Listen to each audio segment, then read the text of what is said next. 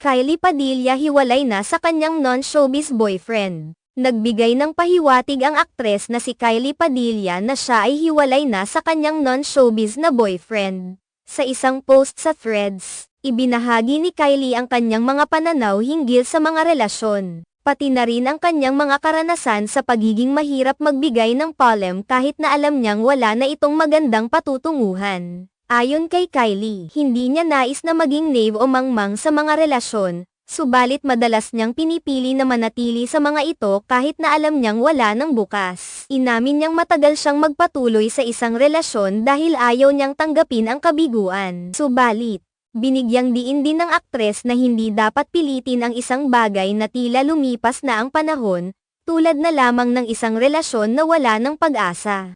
I swear I'm not naive but I want my relationships to last forever, which is probably why I stay longer than I should. I just don't want to accept failure, but never force something that has past expiry date, ani Kylie, na dati ay asawa ni Aljur Abrenica. Kasunod nito, isang fan ang nagbigay ng opinyon kay Kylie na maglaan ng oras para sa kanyang sarili at mga anak, at huwag munang mag-isip tungkol sa pagkakaroon ng bagong relasyon. I know it's unsolicited opinion, but I would have to say it anyway. Challenge yourself to stay single for at least isang year. Might be impossible for the Aquarius woman like you na walang karelasyon for that long.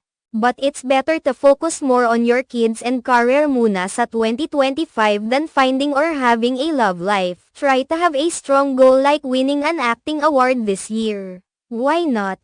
DBA. I understand your physical needs, but don't be in a relationship because of it, ani ng isang follower. Sumagot naman si Kylie sa kanyang follower at sinabing, exactly the goal. Noong nakaraang taon, inamin ni Kylie Padilla na siya ay may non-showbiz na boyfriend, na hindi katulad ng mga dati niyang naging karelasyon na mga taga-showbiz. Tila may pagbabago sa kanyang pananaw ukol sa relasyon at love life, kung saan mas pinahahalagahan na niya ngayon ang kanyang personal na buhay at ang mga anak kaysa sa paghahanap ng bagong kasamahan sa buhay. Ang mga pahayag ni Kylie ay nagpapakita ng kanyang pagnanais na mag-focus sa mga bagay na mas mahalaga sa kanya, tulad ng pagpapalaki sa kanyang mga anak at pag-abot ng mga personal na layunin.